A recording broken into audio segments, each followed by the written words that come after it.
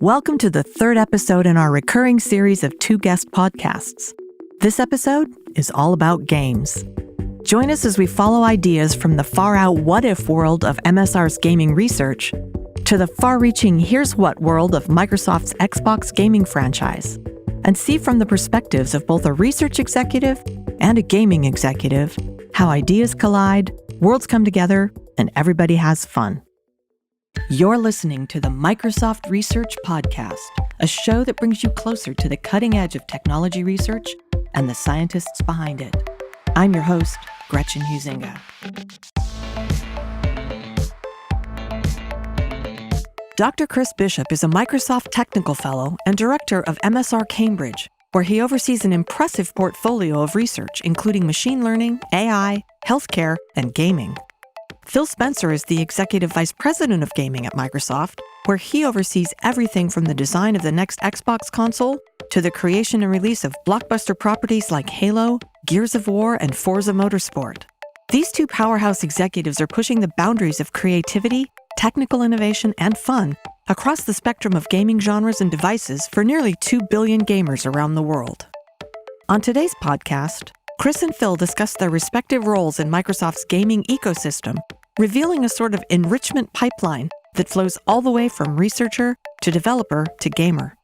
They also give us an inside look at the close collaboration between the world-class research organization of MSR and the world-class gaming franchise of Xbox, highlighting Microsoft's unique ability to deliver the tools, talent, and resources that fuel innovation and help shape the future of gaming. That and much more on this episode of the Microsoft Research Podcast.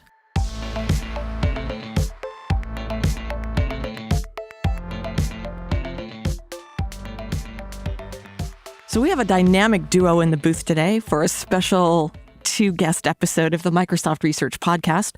I'm sitting here with Chris Bishop, who is a Microsoft Technical Fellow and Director of Microsoft Research in Cambridge, UK. And I've got Phil Spencer, who's the Executive Vice President of Gaming at Microsoft, and he leads the company's business across all gaming devices and services. That's right, yeah. Chris, and I am the duo part. Chris is dynamic, I am duo. Well, welcome, Chris and Phil and Chris, Great to the be podcast. Yeah, it's awesome. Thanks. I'd like to start on sort of a philosophical note to give us a framework for our topic today. From the cultural historian Johann Huizinga, whom I share a last name with, he famously said, play is older than culture. And Uber nanny Mary Poppins from your hometown, Chris, famously said, you find the fun and snap the job's a game. So we seem hardwired to play.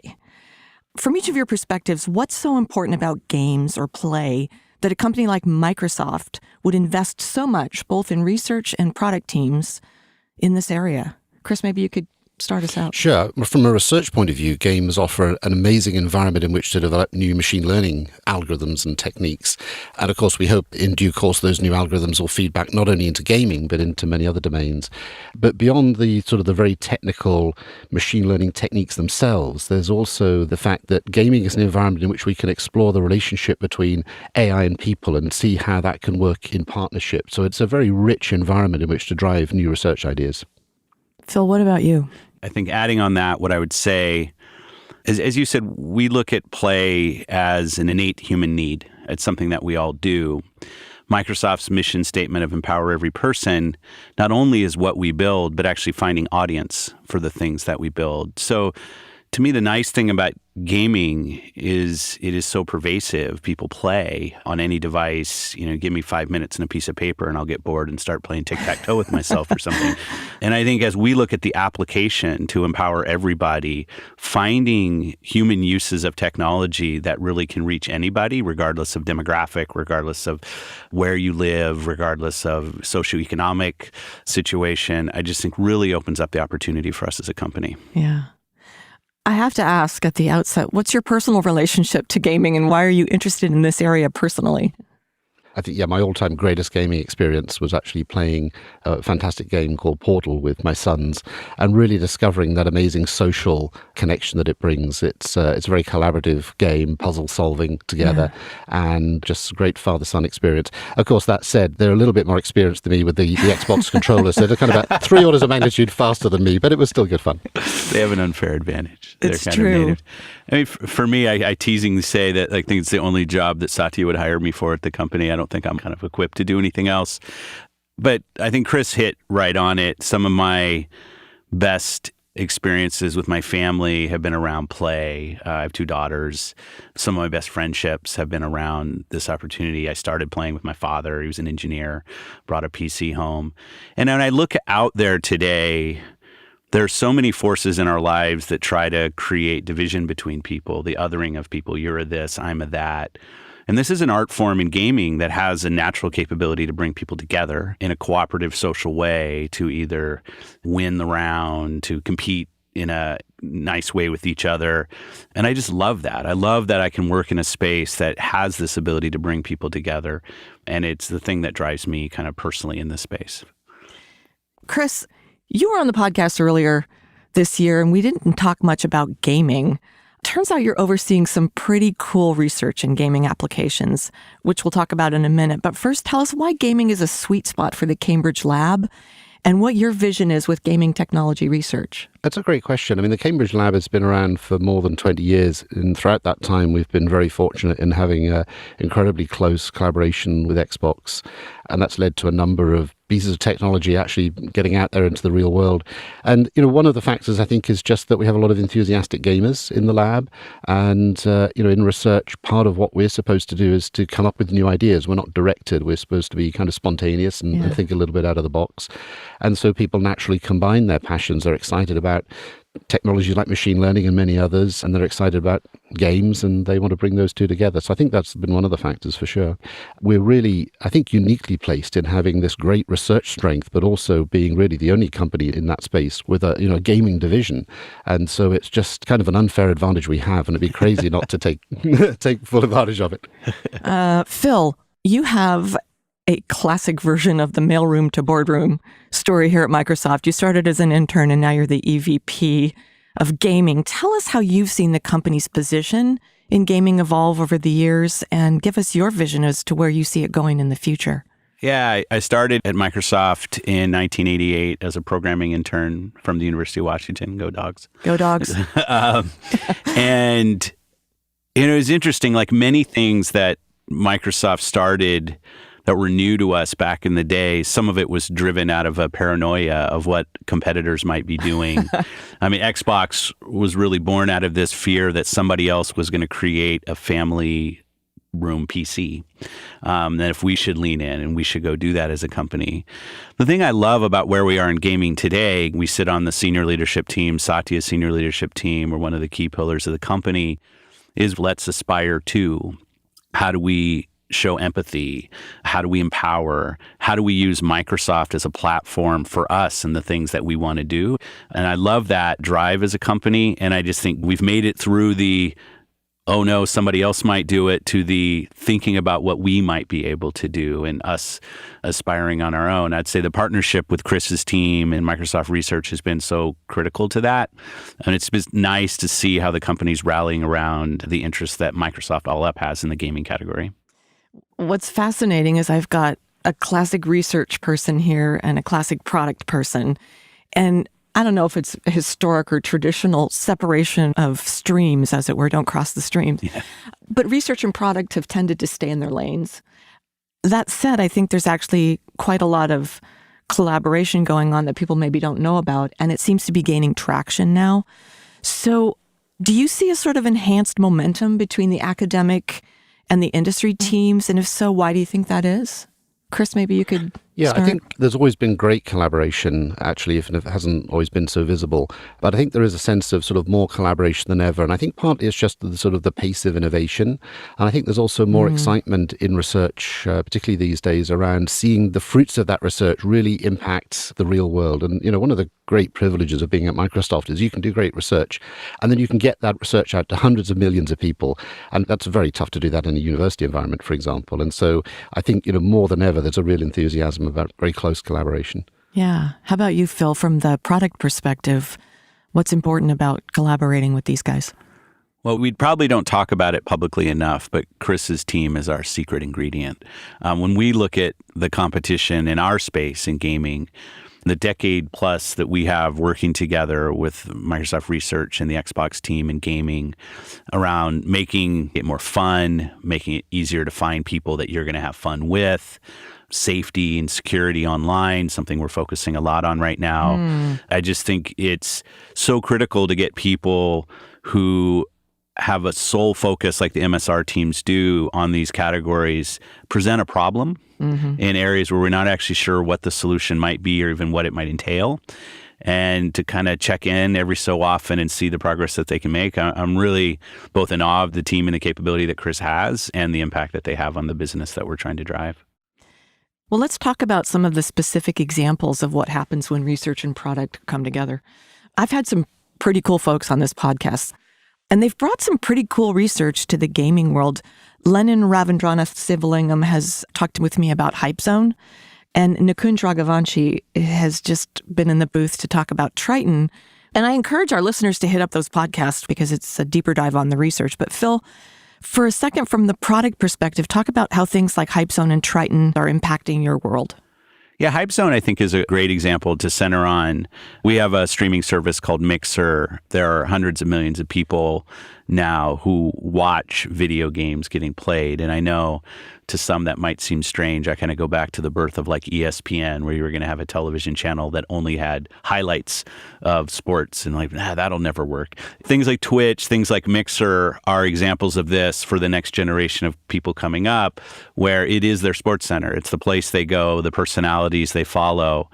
So we have this service called Mixer, and it was, again, one of these what-if scenarios. Well, how do you know what stream to watch? How do you know where the most interesting things are happening? You know, Hype Zone, we kind of borrowed the name from Red Zone from the NFL of the most interesting game that's on right now. And there's a computer vision machine learning algorithm running on all of our streams across the games that have Hype Zone, and they're actually looking for the most interesting moment at that time live. And you can sit on the Hype Zone channel and literally we will swap to the most interesting instance of that game on our service. And it is about bringing the fun to somebody in an easy way. But also, when you think about the inroads that we make and you start thinking about the applicability beyond just game streaming, well, what about news on the internet?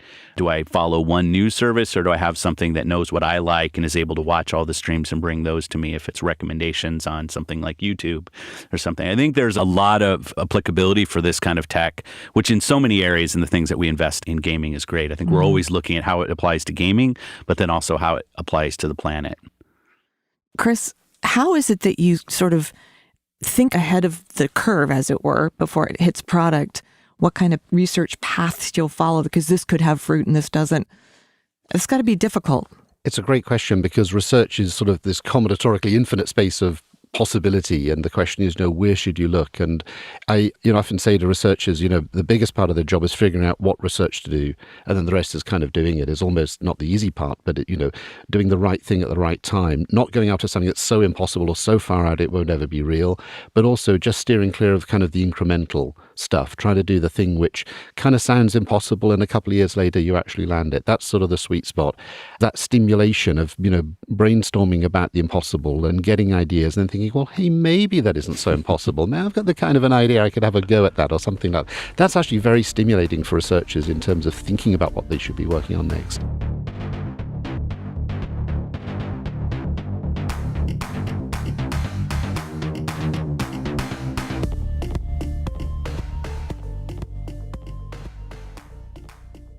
One of the biggest challenges in online gaming and in pickup basketball, if we're honest, is finding players that are at your own level, because everyone wants a good game, right?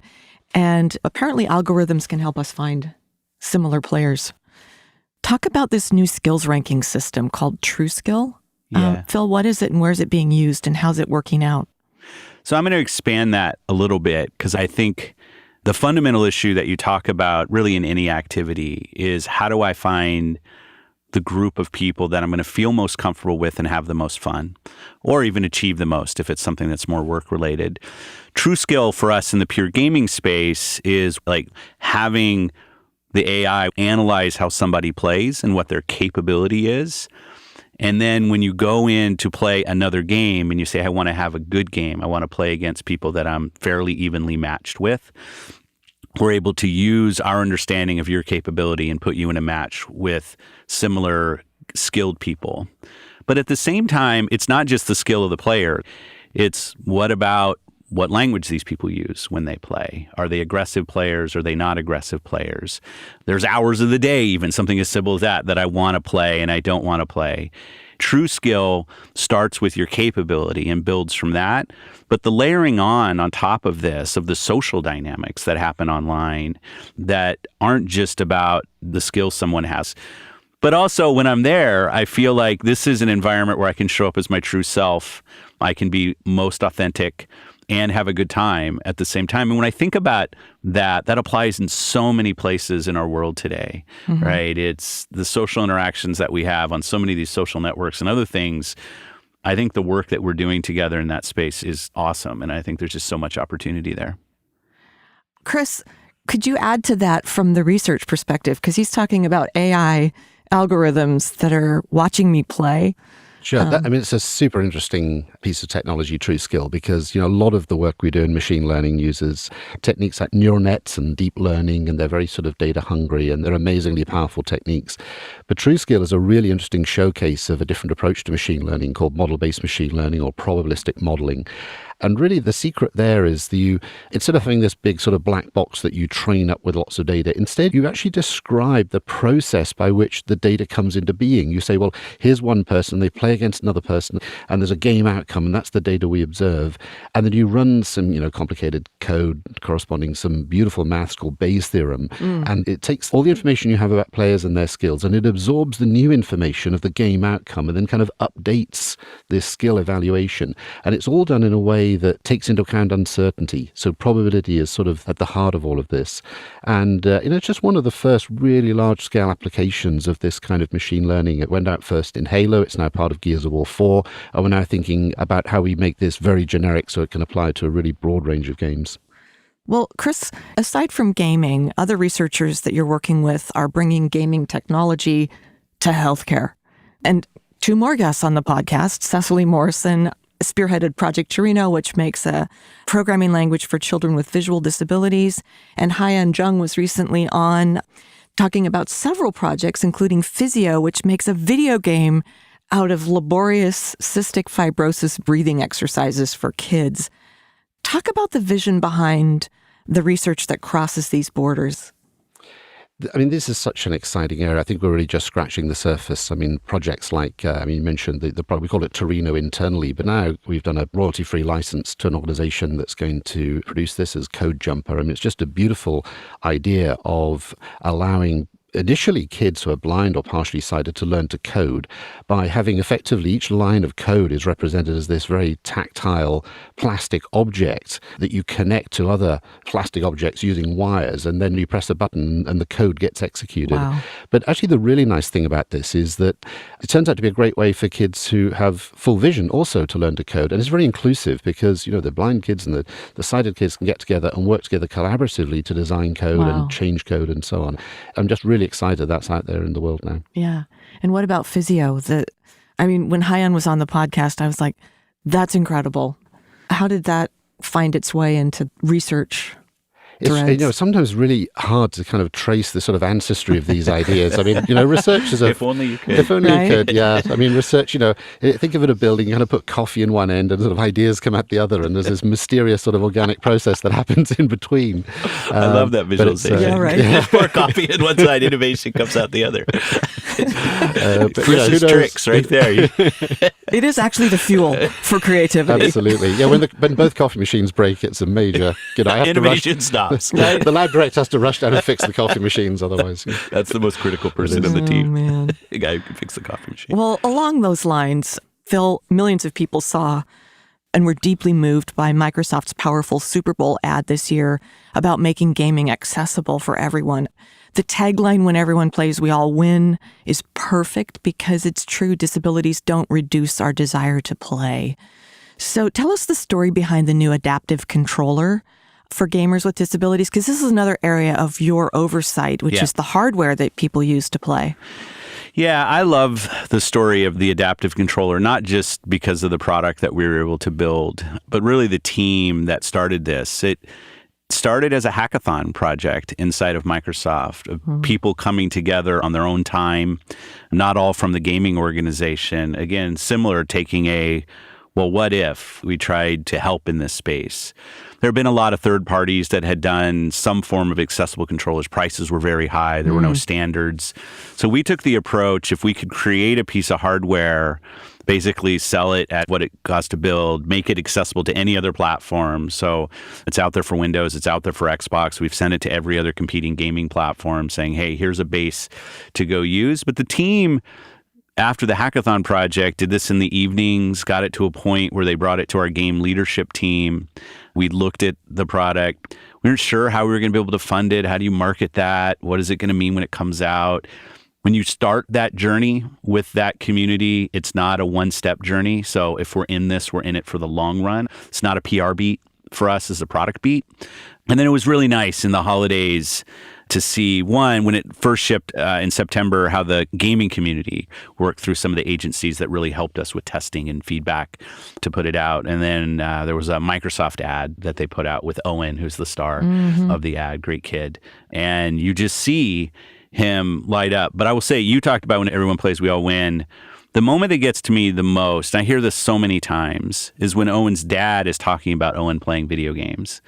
The truest representation of Owen is when he's playing online, he's just Owen.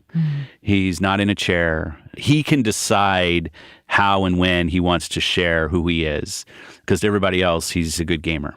And I love that. I think the line the dad uses something like, when he's online playing, he's just like everybody else. And I hear that so often in our space, that the more we make it accessible, it just brings more people in. Everyone can play.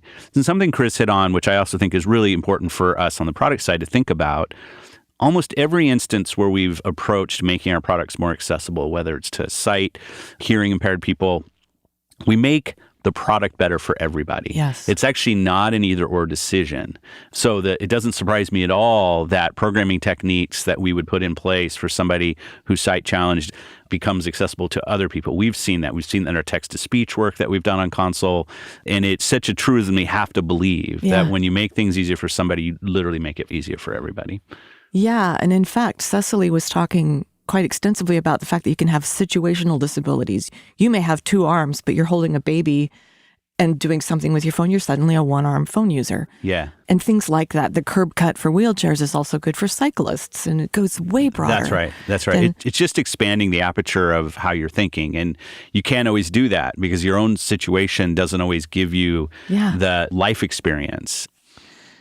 So Chris, on that same line, what's the vision in terms of this accessibility thread, kind of adding on what Phil said from your perspective? Right. So as I think, Phil hit on something really important there, which is it's a great frontier to drive research.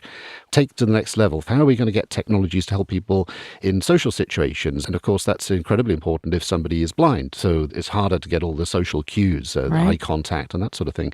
So can technology help them? And we've been doing a lot of research about how we might push the frontiers there. And then, of course, it turns out that now you take a situation like meetings, video conferences, where, again, like you said, we all have disabilities at different times of the day in different situations. And when somebody's on the other side of the planet and so on, there are barriers to normal communication. And then some of the research ideas apply equally in some of these situations that you might encounter in an office setting, for example. Well, some of the gaming advances we've talked about, and we've even alluded to it already here in this conversation, have come out of the annual company-wide summer hackathon. Yeah. But there's a more compact version of this held for Microsoft Research and Microsoft Gaming, and it's gained quite a bit of traction. What do you see emerging from this hack event for researchers, designers, and game developers? Chris, why don't you start? I think of it as sort of, TED conference meets hackathon. It's a kind of kind of a hybrid thing. We've run a couple so far. The first one was quite conference-like and really sort of allowed everybody to get to know what was going on in the different teams. But the second one was really high energy, and it was very focused on putting together teams from research, from gaming, and just working together on crazy little projects. I mean, one little example was some developers from the gaming teams working with researchers using machine learning to take visuals from games and classify the genre of those games. Just a little exercise in machine learning, and a great opportunity for people to get their first experience of doing hands-on machine learning in this very collaborative environment. But I think the real benefit that we've seen are the new relationships that form, of people getting to know each other and then going on to form new collaborations. So Phil, how about from your perspective, what is this annual hack event, or now semi-annual? Yeah, every 6 months. That's semi-right. I think we can't name the conference because we use a copyrighted name for the name of our little... Internally only. That's right, internal. Maybe I've seen it on a T-shirt somewhere, but we will not sell those. I love the fact that the teams have so much energy around this. This isn't something that I dictated or I think Chris dictated that must happen. It's self-driven by the teams getting together, many people flying in, which is time away from friends and family, to sit down and really just have interesting conversations about what opportunities are in front of us, and then actually start typing and try to make some progress on certain things in a short amount of time, which is the kind of hacking nature of it. We started off with the idea we were going to do it once a year. I think after the first one, there was this, we can't wait 12 more months to go do it again. So the team self-organized again to go put something in place in 6 months. I don't think we'll get to monthly. I think we're going to try to pin it at 6 months, but there's just a ton of energy around those moments in time. And as we know, the work, everybody's connected now. So that work happens even between the times where we get the teams together. But it's literally, we have to close the doors because it fills up really quickly. But it is taking our gaming teams, not just our devs on the gaming side, our game design people, our artists, bringing them in with our researchers in categories. We usually pick a theme and they go to a secret spot and they just kind of have some fun, laugh, and also think about what if opportunities. And I love how it just builds on itself with the momentum the teams have.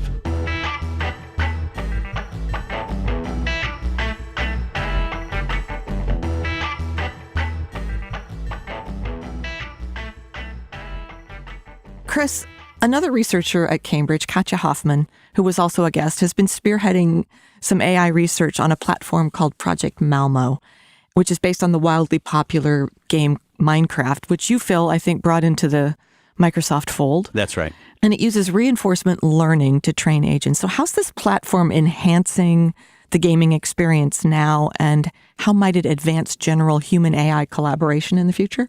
Right. So Minecraft is, thank you, Phil. That was an awesome, awesome decision get. there. Yep. Minecraft is fantastic. One of the great things about Minecraft is such a flexible environment. You can create the simplest little world up to something which is almost like the real world, and everything in between. So from a research point of view, you can kind of titrate the kind of level of challenge that you're presenting your AI. If it's too easy, you just make it harder. And so last year we used Minecraft under this Malmo umbrella to launch a competition to allow researchers around the world to experiment with AI in the domain of reinforcement learning. And it's been because of this sort of open nature and collaborative nature, it's just brought lots and lots of people together. In fact, even within the company, I mean, it's been a great collaboration amongst the different MSR labs. It's not just Cambridge and Katja who does a fantastic job of leading this, but our labs in Redmond and Montreal, and just bringing researchers across Microsoft internationally together, along with the great folks in Minecraft. So I want to shift a little over to the fact that we live right now in a fairly console-centric world, but I'm told the future of gaming is anywhere with anyone on any device. So what role does cloud computing play in the gaming world? What can it do for both gamers and game developers? Yeah, in today's world, there's a little over 7 billion people on the planet. About 4 billion of those are connected to the internet in some way, whether it's a mobile phone, a PC, a console, any other device. Half the connected world plays video games today. And if you think by 2030, analysts are saying 4 out of the 5 billion connected consumers at that point will be playing games. Not everybody considers themselves a gamer, but you give them 20 minutes on a bus with a phone, they're probably going to start playing something. So when we think about our ambition as Microsoft, what scale should we think about? We don't think it should be about what device you own. We put the player at the center of the decisions that we make, and we say, how do we bring the game's content that you want to you on any device How does your community move with you from device to device? And this happens on any other, you're a Netflix customer on your PC, on your phone, on your television, anywhere you go, you can log in and use Spotify, Netflix, any service, Facebook, Twitter, all of these things meet you where you are. Gaming is kind of the last bastion of device-first consumer engagement. And as Microsoft, we say we won't accept that. We want to make you the owner of your experience, and you should be able to go from device to device. The issue we have is not all the devices are technically capable of displaying some of the rich worlds and characters and stories that our creators create. So cloud allows us to do the rendering of that experience in our data centers and then bring the video stream down literally to any device that can decode a video and take some input and allow people to play anywhere. And I always think this isn't really about people who say, okay, I'm going to play while I'm away from my PC or away from my console. Like, yeah, those will be users. But I think about people in emerging markets where their only compute device will be the phone in their pocket. But the connection of the internet means they know what a Halo is, right? They know what a Minecraft is. They know what our brands and what our stories and characters are. And we're pushing to bring those experiences to the devices that they already have in their pocket. So Nikunj was just talking about the secret sauce of pre-computing and having Azure manage that because it's just so expensive in CPU time to do these big calculations that you need for realistic games. So from your perspective, Chris, how does the cloud help out the work you're doing upstream of the device delivery? Yeah, I mean, the cloud is such an amazing innovation, the sort of the elasticity of computation, the ability to effectively put supercomputer, hypercomputer capabilities, in the pockets, as Phil said, of somebody in Africa, effectively. And this is sort of inconceivable in the pre-cloud era. So that scale of computation is incredibly important in the back end of research because it's driving really the state of the art in machine learning and AI. It's also really important for these sort of rich simulated worlds. I mean, one of the great technologies that comes out of the gaming world is very rich simulated worlds, which can be used for other kinds of things as well. Reinforcement learning for, autonomous vehicles or whatever it may be, or applications in healthcare and so on. So the cloud really plays a very fundamental role in the AI revolution very generally, I think. So the mission of Microsoft is to, quote unquote, empower every person and organization on the planet to achieve more. And it's an interesting context putting it into the gaming world. How do I achieve more in gaming? I win more. I get a better social experience. There's all kinds of interesting threads on that you guys have addressed that I actually never thought of, which is fantastic. How is gaming and the technical research behind it important to the company's mission? And what is it about gaming and gaming research that empowers people? One really interesting thing about AI and gaming from a Microsoft perspective is that it's not about how do we get a computer to beat the human, right? How do we achieve human level performance in game X, game Y, game Z, as if a human being was somehow a list of capabilities and you're crossing them off one at a time. This is, this is a sort of much richer view of AI as a collaboration between people and machines, effectively. How can the AI enhance the human experience? In this case, create more fun, create more rich, immersive, interesting, varied gaming experiences.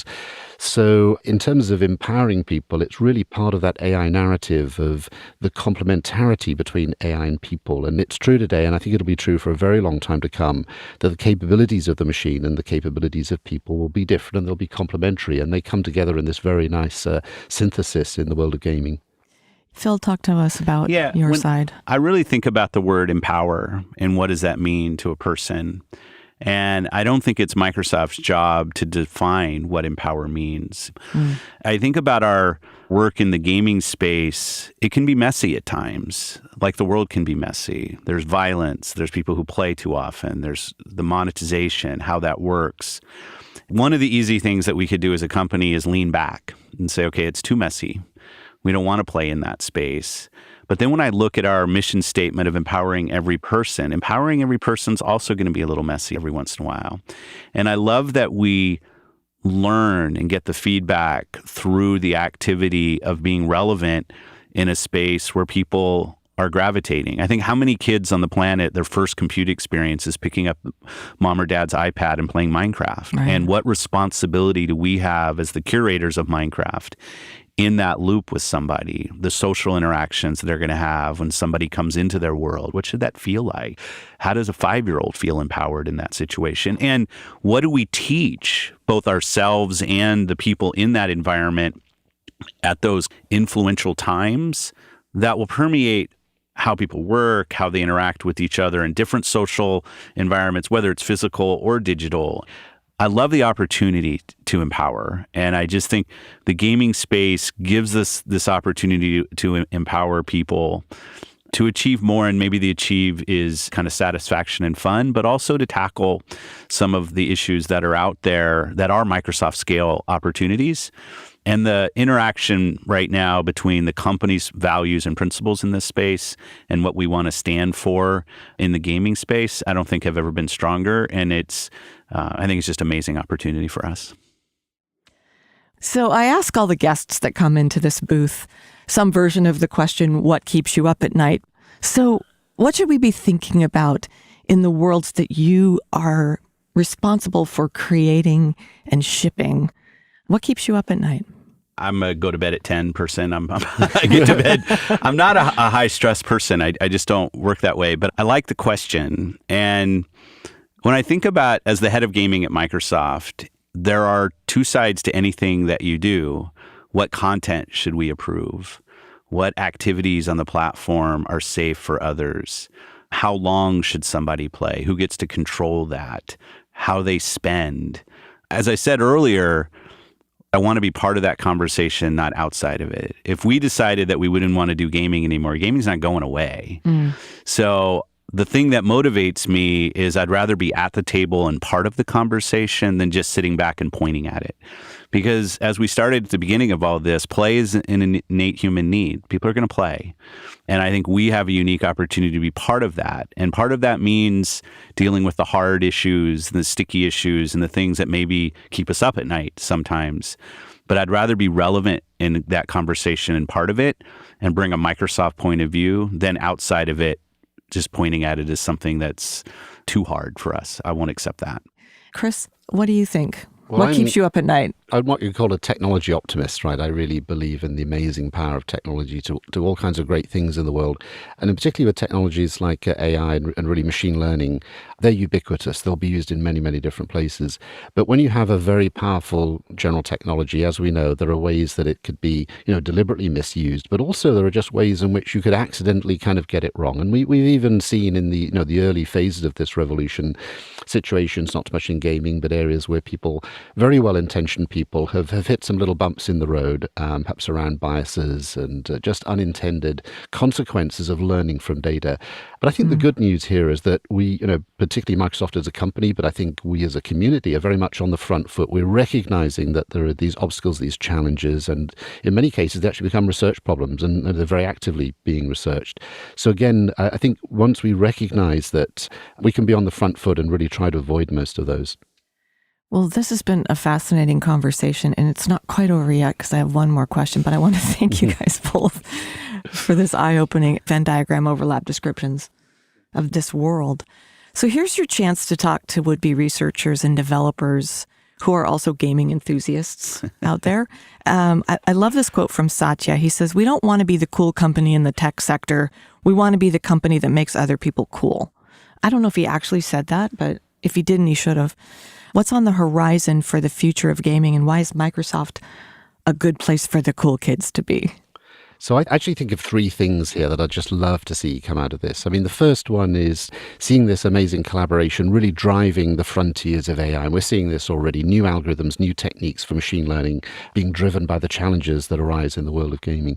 So that's the first one. And then the second one is to see the flow of ideas in the other direction, to see that we're really impacting the world of gaming, creating rich new experiences, and just do wonderful things for hundreds of millions of people, if not billions of people around the world. Right. That's an amazing opportunity.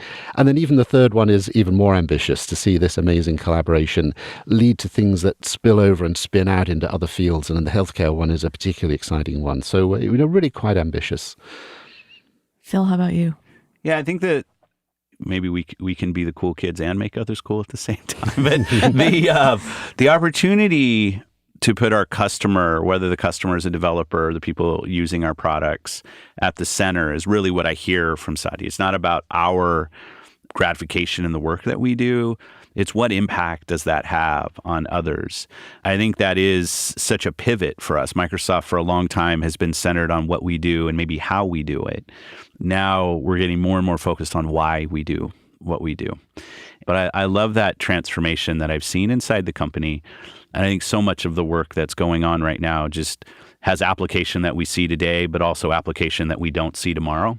And that's why I think the ongoing work for all these developers on lean in and learn, growth mindset, I can kind of tick off our cultural principles. But I think that we have such a rich place to go learn from and some incredible people to learn from, like Chris and I and the team at MSR is just awesome. And I love that opportunity. It's such a great thing about working here.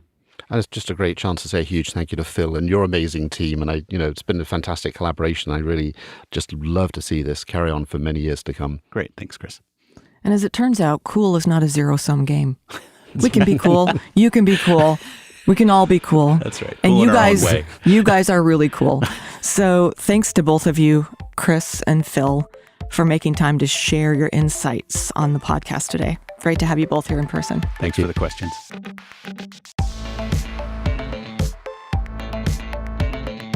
To learn more about Dr. Chris Bishop and Phil Spencer and how Microsoft takes playing games seriously, visit Microsoft.com/research.